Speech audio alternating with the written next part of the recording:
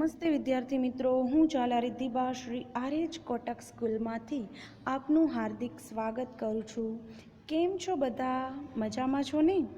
વિદ્યાર્થી મિત્રો, આજે આપણે સામાજિક વિજ્ઞાનનો પાઠ 1 ચાલો ઇતિહાસ જાણીએ તેનો ભાગ 3 એના વિશે હું તમને સમજૂતી આપીશ. બાળમિત્રો, ભાગ 1 અને ભાગ 2 એના વિશે મેં તમને સમજૂતી આપી તે તમને હવે યાદ રહી ગઈ હશે, બરોબર ને? જેમાં મેં તમને કીધું હતું કે ઇતિહાસ જાણવું શા માટે જરૂરી છે. ઇતિહાસ જાણવાના સાધનો, સ્ત્રોતો ક્યાં છે? જેવા કે તામ્રપત્રો, તાડપત્રો, ભોજપત્રો, અભિલેખો, શિલાલેખો વગેરેથી આપણને ઇતિહાસ જાણવા મળે છે. સિક્કાઓ, બરોબર ને? ત્યારબાદ મેં તમને ઇતિહાસકારો, અભ્યાસીઓ, પુરાતત્વશાસ્ત્રીઓ, પ્રવાસીઓ વગેરે વિશેની માહિતી, સમજૂતી છે મેં તમને ભાગ 2માં આપી હતી. તો આજે આપણે નવો ટોપિક લઈએ છીએ. તમને એવો પ્રશ્ન થાય ને કે ઇતિહાસ જાણવાથી ઘણું બધી માહિતી મળે છે, તો આપણા દેશનું નામ ભારત કઈ રીતે પડ્યું તેના વિશે પણ જાણવું પડે ને? તો આજે હું તમને બસ આપણા ભૂમિનું નામ ભારત, ઇન્ડિયા કઈ રીતે પડ્યું તે સમજાવવાની છું. અને બીજો ટોપિક છે સાલવારી. સાલવારી એટલે આપણે જેમ બોલીએ છીએ કે અત્યારે શું ચાલે છે, તો કે ઈસવીસન 2020. તો આ 2020ની આગળ ઈસવીસન એવું શા માટે લગાડવામાં આવે છે? આ સાલવારીની ગણના આ રીતે કઈ રીતે થાય છે? તો હું આજે તમને બસ એના વિશે પણ સમજાવવાની છું. તો જોઈએ સૌ પહેલાં તો ભૂમિનું નામ. આપણે આપણા દેશને 2 નામથી ઓળખીએ છીએ. એક તો ઇન્ડિયા અને બીજું છે ભારત. ઇન્ડિયા શબ્દ ઇન્ડસ પરથી ઉતરી આવેલો છે, જેને આપણે સંસ્કૃત ભાષામાં સિંધુ કહેવાય છે. પ્રાચીન ઈરાન અને ગ્રીસના લોકો સિંધુ નદીથી પરિચિત હતા. આપણે જે સિંધુ નદી છે અત્યારે પાકિસ્તાનમાં આવેલી છે, જેનો પ્રવાહ હિમાલયથી પાકિસ્તાન તરફ વળે છે. તો ત્યારે આ 2500 વર્ષ પહેલાં તો પાકિસ્તાન છે એ આપણા ઇન્ડિયાનો જ એક ભાગ ગણાતો હતો, સિંધુ પ્રદેશ ગણાતો હતો. તો આ જે પ્રાચીન ઈરાન અને ગ્રીસના લોકો સિંધુ નદીથી પરિચિત હતા, તેઓ આજથી 2500 વર્ષ પહેલાં તે પ્રદેશના સંપર્કમાં આવ્યા. ઈરાનીઓ છે તે સિંધુ નદીને હિન્ડોસના નામથી ઓળખતા હતા, જ્યારે જે ગ્રીસના લોકો છે તે ઇન્ડસ એવું કહેતા. આમ આ નદીના પૂર્વ કિનારાને ઇન્ડિયાથી ઓળખવામાં આવતું. હવે ભારત, તો કે ભારત એવું નામ આપણને ઋગ્વેદમાંથી જાણવા મળે છે. આપણા 4 વેદો છે, ઋગ્વેદ, સામવેદ, અથર્વવેદ અને યજુર્વેદ. તો ઋગ્વેદ છે એ સૌથી જૂનામાં જૂનો વેદ ગણવામાં આવે છે. તો આ વેદમાંથી આપણને ભારત એવું નામ જાણવા મળે છે. ભરત નામનો માનવ સમૂહ ઉત્તર પશ્ચિમ ભારતમાં આવીને વસેલો. તેમના નામ પરથી આપણો દેશ ભારત તરીકે ઓળખાય છે. આ સમૂહનો ઉલ્લેખ સંસ્કૃતની આરંભિક કૃતિ ઋગ્વેદમાં પણ આપણને જોવા મળે છે. તમે જોઈ શકો છો આ નકશામાં મેં સિંધુ નદી છે આપણા ભારત દેશમાં કઈ દિશામાં આવેલી છે, વાયવ્ય સરહદનું, એ મેં તમને બતાવેલો છે વિસ્તાર, તમે જોઈ લ્યો. અને ભરતચંદ સમૂહ. એક લોકકથા અનુસાર રાજા દુષ્યંત અને શકુંતલાનો દીકરો એટલે કે ભરત, જે ખૂબ જ નીડર અને સાહસિક હતો, તેના નામ પરથી જ આપણા દેશનું નામ ભારત પડ્યું. નાના બાળકો હોય તે રમકડાથી રમતા હોય છે, જ્યારે ભરત તો વનમાં વસતા પ્રાણીઓના બચ્ચા સાથે રમતો અને સિંહ બાળનું મોઢું ખોલી અને તેના દાંત ગણી લેતો. આવો સાહસિક અને નીડર હોવાથી જ ભરતના નામ પરથી આપણા દેશનું નામ ભારત પાડવામાં આવ્યું છે. તેના પછી આપણે જોઈએ સાલવારી. તો ઇતિહાસમાં સમયનું ખૂબ જ મહત્ત્વ છે. ઘટનાઓ સમય અને સ્થાનની સાથે જ લખી શકાય. આપણે એમ કહીએ કે ભૂકંપ છે એ છેલ્લે ક્યારે આવ્યો હતો ભુજમાં, તો જે ભયાનક ભૂકંપ હતો, તો આપણે જો સાલ ખબર ન હોય તો આપણે કેમ કહી શકીએ કે આ સાલમાં ભૂકંપ આવ્યો હતો? તો આપણને ખબર હોય કે આ સાલ ગણના થાય છે તો આપણે કહી શકીએ કે ઈસવીસન 2001માં વિનાશક ભૂકંપ છે તે ભુજમાં આવ્યો હતો, એટલે કે ગુજરાતમાં આવ્યો હતો. ભુજ છે એનું કેન્દ્ર હતું. તો આ સમય છે એ આપણને ખબર છે તો આપણે એ સ્થાન સાથે એને લખી શકીએ. જો આ સમય હોત જ નહીં તો, એની ગણના હોત જ નહીં તો. આપણે સમયને તારીખ, માસ એટલે કે મહિનો અને વર્ષ સાથે સાંકળીને સમજીએ છીએ.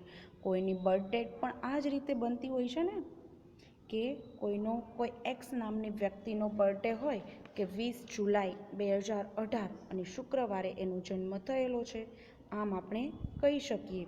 આ પ્રમાણે સમયની ગોઠવણી ઈસુ ખ્રિસ્તના જન્મ સાથે સંકળાયેલ છે. ઈસુ ખ્રિસ્તના જન્મ પછીનો જે સમયગાળો છે એટલા માટે ત્યાં એને ઈસવીસન એવું લગાડવામાં આવે છે. ખ્રિસ્તી ધર્મના સ્થાપક હતા ઈસુ ખ્રિસ્ત. એના જન્મને દુનિયામાં કાળગણના સાથે જોડવામાં આવ્યો છે. એડી એટલે કે એનું ફૂલ ફોર્મ છે એનો ડોમિની. ઈસુ ખ્રિસ્તના જન્મ પછીના વર્ષો, આવો એનો મિનિંગ થાય છે. અને બીસી એટલે કે બિફોર ક્રાઇસ્ટ એટલે કે ઈસુ ખ્રિસ્તના જન્મ પહેલાંના વર્ષો. ખ્રિસ્તી ધર્મ છે એ ઘણા રાષ્ટ્રો સાથે સંકળાયેલો હોવાથી ભારત સહિત અનેક રાષ્ટ્રો આ જ પ્રમાણે સાલવારીની ગણતરી કરે છે કે ઈસુના જન્મ પછીના સમયને આપણે ઈસવીસન કહીએ, જ્યારે ઈસુ ખ્રિસ્તના જન્મ પહેલાંના જે વર્ષો હતા એને ઈસવીસન પૂર્વે એવું કહેવામાં આવે. જુઓ બાળમિત્રો, અહીં તમે જોઈ શકો છો કે જે ઈસુનો જન્મ છે એને આપણે 0 વર્ષ ગણીએ. તમે ગણિતમાં પણ જે સમયરેખા દોરતા જ હશો, બરાબર ને? તેમાં જમણી તરફ તમે ધન પૂર્ણાંકો, જ્યારે ડાબી તરફ ઋણ પૂર્ણાંકો તરીકે દર્શાવતા હોવ છો. તો આમાં પણ એ જ રીતે છે કે એનો ડોમિની એટલે કે ઈસુના જન્મ પછી, તો એ ધન સંખ્યા છે, એટલે કે આગળ વધતી જાય ઈસુના જન્મ પછીના વર્ષો. ઉદાહરણ તરીકે આપણે જોઈએ તો અત્યારે આપણે એમ બોલીએ કે ઈસવીસન 2020, પછી આવશે ઈસવીસન 2021, ઈસવીસન 2022. હવે ઈસુના જન્મ પહેલાંના વર્ષ એટલે કે બિફોર ક્રાઇસ્ટ, તો આપણે એમ બોલીએ કે ઈસવીસન પૂર્વે 2020, ઈસવીસન પૂર્વે 2019, ઈસવીસન પૂર્વે 2018. બરાબર છે? એમ આવી રીતે આ ગણતરી છે તે કરવામાં આવે છે. તમને મેં અહીંયા ઇતિહાસમાં જે ઈસવીસન પૂર્વે અને ઈસવીસનને સમજાવતી એક સમયરેખા દોરીને બતાવેલી છે, જેમાં આપણે સદી લખેલી છે. સદી એટલે કે 100 વર્ષ એક સદી ગણાય. અત્યારના કેટલામી સદી ચાલે છે? તો કે 21મી સદી. અહીંયા મેં તમને પહેલી સદીથી બતાવેલું છે કે ઈસુ ખ્રિસ્તનો જન્મ એટલે એને આપણે 0 લઈ લઈએ. હવે એડી એટલે કે એનો ડોમિની એટલે કે પહેલી સદી, પછી બીજી સદી, આ 100 વર્ષનો સમયગાળો આપણે લીધો છે સદીમાં. ત્રીજી સદી, ચોથી સદી, પાંચમી સદી. તો એવી જ રીતે બિફોર ક્રાઇસ્ટ, તો એમાં પણ પહેલેથી જ શરૂ થશે કે પહેલી સદી એટલે કે ઈસવીસન પૂર્વે પહેલી, પછી ઈસવીસન પૂર્વે બીજી સદી. આ રીતની સાલવારી દર્શાવતી સમયરેખા મેં દોરેલી છે, તે તમારે લોકોએ તમારી રફ બુકમાં પણ આ જ રીતે દોરીને મને બતાવવાની રહેશે. આપણે ઈસવીસન એમ કહીએ અંગ્રેજીમાં એડી એટલે કે એન્ડો ડોમિની, એટલે ઈસુ ખ્રિસ્તના જન્મ પછીના વર્ષો એમ કહેવાય. દાખલા તરીકે આપણે કહીએ છીએ એમ ઈસવીસન 2000 એટલે ઈસુ ખ્રિસ્તના જન્મ પછીના 2000 વર્ષ. અત્યારે ઈસવીસન 2020 ચાલે છે, તો ઈસુ ખ્રિસ્તના જન્મ પછી 2020 વર્ષ જતા રહ્યા. એ જ રીતે ઈસવીસન પૂર્વે એટલે કે બિફોર ક્રાઇસ્ટ એટલે ઈસુ ખ્રિસ્તના જન્મ પહેલાં. ઉદાહરણ તરીકે ઈસવીસન પૂર્વે 2000 એટલે ઈસુ ખ્રિસ્તના જન્મ પહેલાંના 2000 વર્ષ. સમજાઈ ગયું તમને? બિફોર ક્રાઇસ્ટ અને એનો ડોમિની. ઘણીવાર સાલવારીને એડીને બદલે સીઈ અને બીસીને બદલે એડી એટલે કે એનો ડોમિની અને બીસીને બદલે બીસીઈ, બીસી એટલે કે બિફોર ક્રાઇસ્ટ, એના બદલે બીસીઈ તરીકે ઓળખવામાં આવે છે. સીઈ એટલે કે કોમન એરા. કોમન એરાને આપણે ગુજરાતીમાં કહીએ કે સામાન્ય અથવા સાધારણ યુગ. જ્યારે બીસીઈ એટલે કે બિફોર કોમન એરા એટલે કે સાધારણ યુગ પૂર્વે. સાધારણ યુગ છે એના પહેલાં એમ પૂર્વે. ખ્રિસ્તી ધર્મ વિશ્વના મોટા ભાગના રાષ્ટ્રો સાથે સંકળાયેલો છે. મેં તમને વાત કીધી એમ. આ માટે બધા રાષ્ટ્રો છે એ મોટે ભાગે આ જ રીતની સાલવારીનો પ્રયોગ કરે છે. આપણા ભારતમાં પણ આ જ સાલવારીનો પ્રયોગ કરવામાં આવે છે. ઘણીવાર બીપી એટલે કે બિફોર પ્રેઝન્ટ શબ્દનો પણ ઉપયોગ થાય છે. તમને અહીં પણ આ જાણવા જેવું છે તે કહું કે બીસી એટલે કે બિફોર ક્રાઇસ્ટ અને એડી આ મેં તમને સમજાવેલું છે, છતાં પણ આ તમે આટલું જાણો છે તે તમે નોટ કરી લેશો રફ નોટમાં. એડી એટલે કે એનો ડોમિની. એનો અને ડોમિની આ બે શબ્દો છે એ મૂળ ગ્રીક શબ્દો છે, ગ્રીક ભાષાના શબ્દો છે, જેનો અર્થ થાય છે in the year of God એટલે કે ભગવાનના સમયનું વર્ષ એવું થાય છે. દાખલા તરીકે આપણે લખતા હોય કે ઈસવીસન 2018 તો એને આપણે લખીએ કે એડી 2018.